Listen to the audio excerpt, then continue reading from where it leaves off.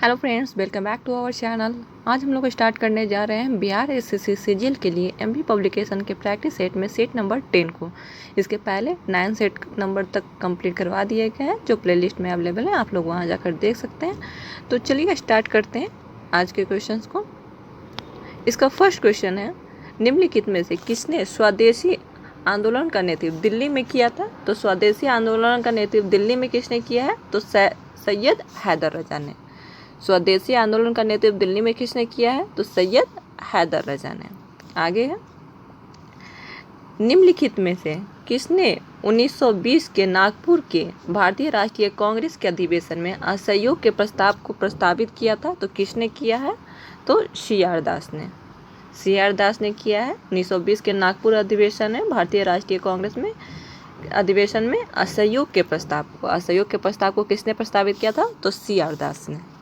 आगे है, निम्नलिखित में से किसने असहयोग आंदोलन को समर्थन दिया परंतु इसका परिणाम नहीं देख सके? तो बाल गंगाधर तिलक की डेथ हो गई थी, तो वो नहीं देख पाए थे। असहयोग आंदोलन में वो समर्थन तो दिए थे, लेकिन वो डेथ कर गए थे, तो उनकी मृत्यु हो गई थी 1920 ईस्वी में, तो वो असहयोग आंदोलन को नहीं देख पाए थे।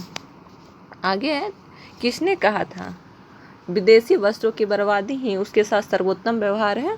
तो ये महात्मा गांधी का कथन था कि विदेशी वस्त्रों की बर्बादी ही उसके साथ सर्वोत्तम व्यवहार है। ये महात्मा गांधी का कथन था। 19वीं सदी के कृषक विद्रोह में उनके संबंध क्षेत्रों के साथ सुमेलित करना है। तो कौन सा विद्रोह किस क्षेत्र में हुआ है? किसान विद्रोह हुआ है। तो कुकी विद्रोह कहाँ पे हुआ है? तो ये त्रिपुरा में हुआ है। कुकी विद्रोह कहाँ पे हुआ? त्रिपुरा में। कुका विद्रोह पंजाब में। कुका विद्रोह पंजाब में। पावना है जो कहाँ पे हुआ था? तो पावना हुआ था बंगाल में हुआ था। और बिरसा मुंडा का है बिहार झारखंड का क्षेत्र आ जाता है। तो बिरसा मुंडा का विद्रोह बिहार झारखंड में, तो इसका हो जाएगा बिहार हो जाएगा। इसके अकॉर्डिंग इसका आंसर चला जाएगा डी हो जाएगा। ए का 4, बी का 1, सी का हो जाएगा 2 और डी का हो जाएगा 3 हो जाएगा। आगे देखते हैं, सुमेलित करना है कि कौन कहाँ से नेतृत्व करे। तो झांसी से थे कौन? रानी लक्ष्मीबाई थी। लखनऊ से बेगम हजरत महल। कानपुर से कौन थे? तो कानपुर से तो ऐसे नाना साहब ताता टोपे का नाम आता है, इसमें मौलवी अहमद शाह का नाम दिया हुआ है, वो भी याद रखिएगा। तो मौलवी अहमद शाह भी थे, कानपुर से थे। फैज़ाबाद से अजीमुल्ला। फैज़ाबाद से कौन है? अजीमुल्ला है। इसका चला जाएगा ऑप्शन, चला जाएगा ये चला जाएगा। आगे है, निम्न में से किस आंदोलन में महात्मा गांधी ने पहली बार भूख हड़ताल का प्रयोग हथियार के रूप में किया है? तो किस आंदोलन में किया? तो ये अहमदाबाद की हड़ताल में किए थे। ये भूख हड़ताल के रूप में पहली बार भूख हड़ताल का प्रयोग किए हैं, तो अहमदाबाद की हड़ताल में किए थे। उज्जैन का प्राचीन नाम था, उज्जैन का प्राचीन नाम क्या था? अवंतिका। उज्जैन का प्राचीन नाम क्या था? अवंतिका था।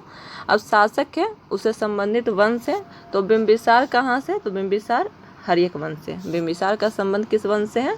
तो बिंबिसार का संबंध है हर्यक वंश से। कालाशोक शिशुनाग वंश से। बिंबिसार हर्यक वंश से, कालाशोक शिशुनाग वंश से। महापद्मनंद थे तो ये नंद वंश से।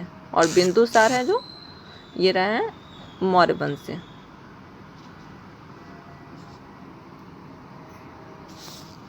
आगे है,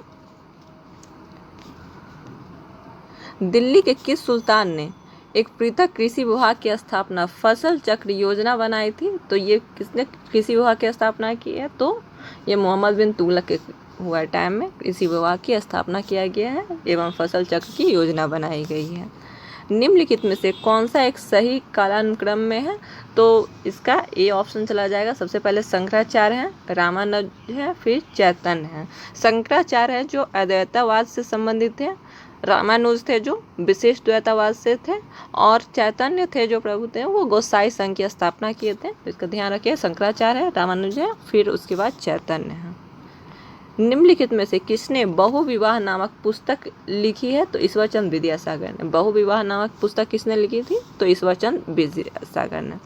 आगे है, निम्नलिखित में से किस संविधान संशोधन अधिनियम को लघु संविधान कहा गया है? तो 42वें संविधान संशोधन को क्या गया है? लघु संविधान की संज्ञा दी गई है। आगे भारत में पंचायती राज व्यवस्था का सर्वप्रथम राजस्थान और उसके बाद फिर कहाँ हुआ, राजस्थान और आंध्र प्रदेश में। पंचायती राज व्यवस्था का सबसे प्रथम आरंभ कहाँ पे हुआ है, तो सर्वप्रथम राजस्थान, उसके बाद आंध्र प्रदेश में है। भारत की कम्युनिस्ट पार्टी का प्रतीक चिन्ह क्या है, तो इसका है मक्का और हसिया, मक्का और हसिया है। आगे, नागरिकता प्राप्त करने के लिए शर्तें निर्धारित करने वाला सक्षम निकाय कौन सा है, तो ये क्या होता है, संसद है। नागरिकता है जो प्राप्त करने के लिए शर्तों को निर्धारित करने का सक्षम निकाय कौन सा है, तो संसद है।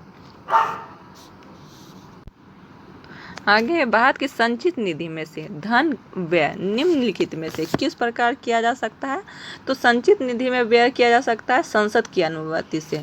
इस किस अनुच्छेद में प्रावधान किया गया है, तो अनुच्छेद 266 में। संचित निधि है 266 में और आकस्मिक निधि है 267 में। संचित निधि में है संसद की अनुमति चाहिए और आकस्मिक निधि में राष्ट्रपति की। आगे, लोक उपक्रम समिति में सदस्यों की संख्या कितनी है, तो ये सदस्यों की संख्या 22 है। इसमें 15 लोकसभा के होते हैं और 7 होते हैं राज्यसभा से। लोक उपक्रम समिति में सदस्यों की संख्या टोटल कितनी है, तो 22 है, 15 लोकसभा से और 7 है जो राज्यसभा से। पटना उच्च न्यायालय के प्रथम गैर अंग्रेज मुख्य न्यायाधीश कौन थे, तो सर सैयद फजल अली। पटना उच्च न्यायालय के प्रथम गैर अंग्रेज मुख्य न्यायाधीश कौन रहे हैं, तो सर सैयद फजल अली रहे हैं। आगे, भारत की आकस्मिक निधि है, भारत की आकस्मिक निधि है जो ये किसके द्वारा तो होता है, तो आकस्मिक व्यय को पूरा करने के लिए राष्ट्रपति की अनुमति से खर्च करने जाने वाली धनराशि है। आकस्मिक निधि का किस अनुच्छेद में प्रावधान है, तो अनुच्छेद 267 में प्रावधान किया गया है। आगे, किस पंचवर्षीय योजना में कृषि तकनीक के विकास पर प्राथमिकता दिया गया है, तो पहला जो पंचवर्षीय योजना था उसमें कृषि पे ध्यान दिया गया था, तो इसी कारण इसका ऑप्शन ए हो जाएगा। भारत में आर्थिक सुधार हुआ है कब, आर्थिक सुधार लाया गया तो 1991 में। आर्थिक सुधार कब हुआ है, प्रारंभ 1991 में। बिहार की आर्थिक समृद्धि है जो तो किससे विकास पर आधारित है, तो कृषि। बिहार में है कृषि प्रधान एक राज्य है, तो यहाँ पे क्या है, आर्थिक समृद्धि है जो कृषि के विकास पे आधारित है। भारत में राष्ट्रीय आय लेखा किसके द्वारा प्रकाशित किया जाता है, तो ये राष्ट्रीय आय किसके द्वारा, CSO के द्वारा, केंद्रीय सांख्यिकी संगठन। राष्ट्रीय आय लेखा किसके द्वारा प्रकाशित किया जाता है, तो केंद्रीय सांख्यिकी संगठन के द्वारा। लगातार बढ़ती कीमतें की प्रक्रिया क्या कहलाती है, तो मुद्रास्फीति। लगातार बढ़ती कीमतों की प्रक्रिया क्या कहलाता है, तो मुद्रास्फीति कहलाता है। बिहार का सबसे पुराना मेडिकल कॉलेज कौन है, तो Patna medical college. Patna medical college 1925 में। उसके बाद हो जाता है, देखते हैं तो पटना डेंटल कॉलेज की स्थापना कब हुई है, 1974 में। दरभंगा मेडिकल कॉलेज का 1946 में। नालंदा मेडिकल कॉलेज का 1970 में। पटना मेडिकल कॉलेज 1925 में। पटना डेंटल कॉलेज का कब हुआ है, 1974 में। दरभंगा मेडिकल कॉलेज का 1946 में और नालंदा मेडिकल कॉलेज का कब हुआ है, 1970 में हुआ है। आगे, बिहार राष्ट्र भाषा परिषद की स्थापना कब हुई है, तो ये 1950 में। बिहार राष्ट्र भाषा परिषद की स्थापना कब हुई है, 1950 ईस्वी में। गंगा नदी की बिहार में लंबाई कितनी है, तो 445 किलोमीटर। इसका टोटल है जो भारत में कितना लंबाई है, तो 25 किलोमीटर है। 25 किलोमीटर है कहाँ पे, तो भारत का टोटल है, और 445 किलोमीटर है तो ये बिहार में है, इसका लंबाई है। आगे, वह नदी जो अपना मार्ग बदलने के लिए कुख्यात है, तो कोसी नदी है जो अपना मार्ग बदलने के लिए जानी जाती है, इसी कारण इसे बिहार का शोक भी कहा जाता है।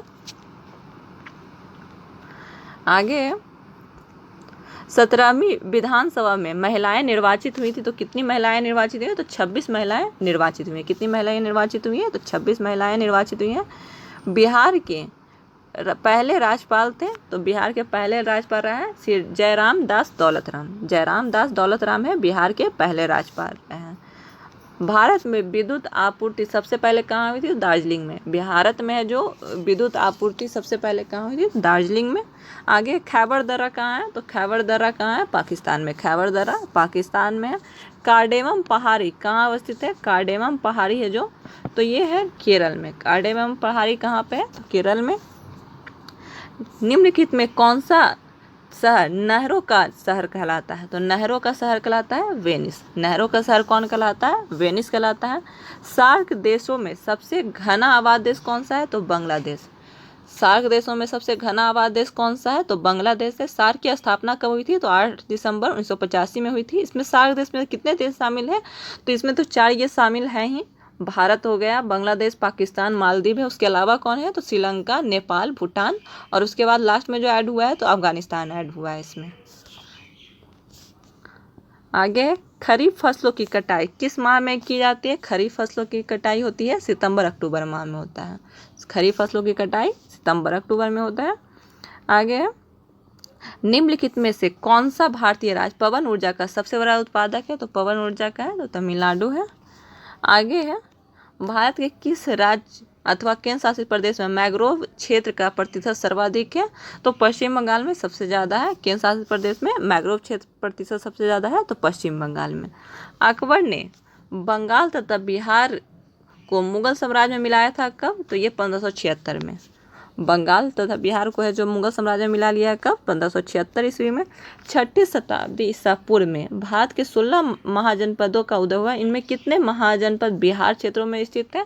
तो 3 थे, अंग, वज्जी और मगध। अंग की राजधानी कहाँ थी? चंपा। वज्जी वैशाली। मगध का था राजगीर या ग्रीवरेज। उसी कारण इसका आंसर हो जाएगा बी। 3 क्षेत्र शामिल हैं।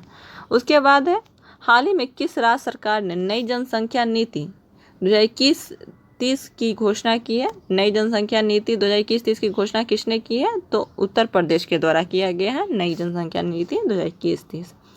4 अक्टूबर को जारी होने वाले पासपोर्ट इंडेक्स 2021 में भारत को कौन सा स्थान प्राप्त हुआ है?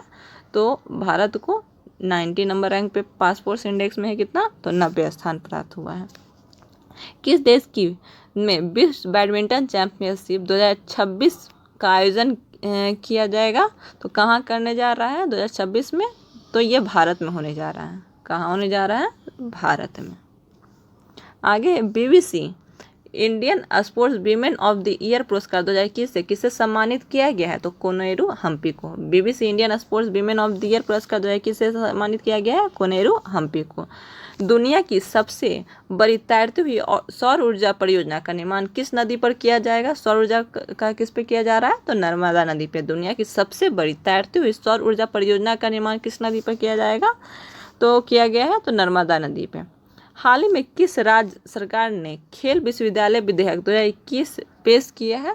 तो ये बिहार में किया गया है। किस राज्य सरकार ने खेल विश्वविद्यालय विधेयक 2021 पेश किया है? तो बिहार में किया गया है। आगे, राष्ट्रीय नाट्य विद्यालय की तर्ज पर बिहार का पहला नाटक विश्वविद्यालय किस स्थान पर स्थापित किया जाएगा? तो ये पटना में किया जाएगा। कहाँ किया जाएगा? तो नाटक विश्वविद्यालय तो ये पटना में किया जाना है। ए पैसेज टू इंग्लैंड के लेखक कौन है? ए पैसेज टू इंग्लैंड तो नीरज सी चौधरी। नीरज सी चौधरी है ए पैसेज टू इंग्लैंड। आगे, म्यांमार का स्वतंत्रता दिवस है जो कब मनाया जाता है? तो 4 जनवरी को। म्यांमार में है जो स्वतंत्रता दिवस कब मनाता है? 4 जनवरी है। आगे, साइंस से 25 क्वेश्चन। इसके फर्स्ट क्वेश्चन को देखते हैं। एक बाह्य अभिकरण है जिससे किसी निकाय पर प्रयोग करने से निकाय की स्थिर अवस्था या समान चाल में परिवर्तन होता है। तो बल के द्वारा क्या होता है कि किसी निकाय पर प्रयोग करने से निकाय की स्थिर अवस्था या समान चाल में परिवर्तन होता है। इसको ऑप्शन डी चला जाएगा। आगे, निम्नलिखित में से कौन संचयी जड़ मूल नहीं है? तो श्वसन मूल है क्या? संचयी जड़ मूल नहीं है। आगे, एसआई उपसर्गों में संदर्भों में 10⁻⁻15 को क्या कहा जाता है? तो इसे फेम्टो कहा जाता है। क्या कहा जाता है? फेम्टो कहा जाता है। नेक्स्ट है, इसमें है क्या? टोनोमीटर का उपयोग करके किसी व्यक्ति की आंखों के अंदर का दबाव मापने के लिए किया जाता है। टोनोमीटर का यूज किया जाता है किसमें? तो किसी भी व्यक्ति की आंखों के अंदर दबाव को मापने में किसका यूज किया जाता है? तो टोनोमीटर का यूज किया जाता है। नेक्स्ट है, कैमरे में प्रतिबिंब की तीक्ष्णता निम्न में से कौन तय करता है? तो द्वारा की अपर्चर। कैमरे के प्रतिबिंब की तीक्ष्णता का निम्न में से कौन तय करता है? तो द्वारा क्या? अपर्चर। आगे देखते हैं, आवृत्ति का एसआई मात्रक क्या है? तो आवृत्ति का एसआई मात्रक हर्ट्ज हो जाता है। आवृत्ति का एसआई मात्रक क्या है? हर्ट्ज है। ध्वनि ऊर्जा का विद्युत ऊर्जा में परिवर्तन? तो माइक्रोफोन के द्वारा। ध्वनि ऊर्जा का विद्युत ऊर्जा में परिवर्तन कैसे होता है? तो माइक्रोफोन के द्वारा होता है। उसके बाद फिर क्या है? पौधों के लिए सबसे अच्छा उर्वरक क्या है? तो कंपोस्ट। पौधे के लिए सबसे अच्छा उर्वरक क्या होता है? तो कंपोस्ट होता है। व्यापारिक तौर पर अमोनिया का उत्पादन अत्यावश्यक है क्योंकि यह काम में आता है। तो ये किस काम में आता है? ये उर्वरक बनाने में होता है। अमोनिया का उत्पादन अत्यावश्यक है किस लिए? तो उर्वरक बनाने में। किस लिए? तो उर्वरक बनाने में। उर्वरक में निम्नलिखित में तत्व उपलब्ध नहीं है। उर्वरक में क्या उपलब्ध नहीं होता है? तो ये क्लोरीन उपलब्ध नहीं होता है। उर्वरक में कौन सा तत्व नहीं होता है उपलब्ध? तो क्लोरीन नहीं होता है। कार्बन की न्यूनतम मात्रा होती है किसमें? तो पिटवा लोहा में क्या होता है? कार्बन की न्यूनतम मात्रा होती है। कार्बन की न्यूनतम मात्रा होती है किसमें? तो पिटवा लोहा है। कोयले की खानों में कार्बनिक तत्व के सड़ने से बनने वाला मार्स गैस होता है। तो मार्स गैस क्या होता है? तो मीथेन गैस को मार्स गैस भी कहा जाता है। आगे टमाटर क्या है? तो टमाटर फल है। टमाटर क्या है? तो फल है। डीपीटी वैक्सीन में पी किससे संदर्भित है? तो ये क्या होता है? पर्टूसिस। पर्टूसिस से पी का अर्थ क्या होता है? पर्टूसिस होता है। उसके बाद प्रकंद का उदाहरण कौन है? तो प्रकंद का अदरक क्या हो जाता है? अदरक है जो प्रकंद का है जो उदाहरण है। निम्नलिखित में से कौन एक प्रमुख वैज्ञानिक है? तो सिगमंड फ्रॉयड है जो क्या है? एक प्रमुख वैज्ञानिक है। कौन है? Sigmund Freud. बेरी रोग किस विटामिन की कमी से होता है? बेरी रोग होता है तो ये किस कमी से? तो विटामिन B1 की कमी से होता है। मेढक में दांत होते हैं। तो मेढक में दांत होते हैं कैसे? तो होमोडोंट होते हैं। मेढक में दांत कैसे होते हैं? होमोडोंट। दांत का शिखर बना होता है किसका? तो डेंटिन का। दांत का शिखर बना होता है किसका? डेंटिन का। आगे है पित्त का मुख्य कार्य क्या है? तो पित्त का मुख्य कार्य क्या हो जाता है? पाचन तथा शोषण हेतु वसा का इमल्सन करना। पाचन तथा शोषण हेतु वसा का इमल्सन करना। जनन क्षमता की कमी होती है किसकी कमी से? किस विटामिन की कमी से? तो विटामिन ई की कमी से। जनन क्षमता की कमी होती है विटामिन ई की कमी से। विटामिन की खोज किसने की है? तो फंक ने। विटामिन की खोज किसने की है? तो फंक ने। डीएनए में होते हैं क्या? तो डीएनए में क्या होता है? तो न्यूक्लियोटाइड्स होता है। न्यूक्लियोटाइड्स होता है डीएनए में। कौन से कार्बोहाइड्रेट मोनोसैकेराइड है? तो ग्लूकोज और फ्रुक्टोज क्या होता है? मोनोसैकेराइड होता है। ग्लूकोज और फ्रुक्टोज क्या होता है? मोनोसैकेराइड होता है। लीवर द्वारा बनाया गया पित्त होता है। पित्त पित्ताशय में किसके द्वारा पहुंचता है? तो ये हिपैटिक के द्वारा पहुंचता है। लीवर द्वारा बनाया गया है जो पित्त होता है पित्ताशय में किसके द्वारा पहुंचता है? तो हिपैटिक के द्वारा। इसी के साथ 10 नंबर सेट कंप्लीट होता है। नेक्स्ट सेट हम लोग जल्द लेके आएंगे।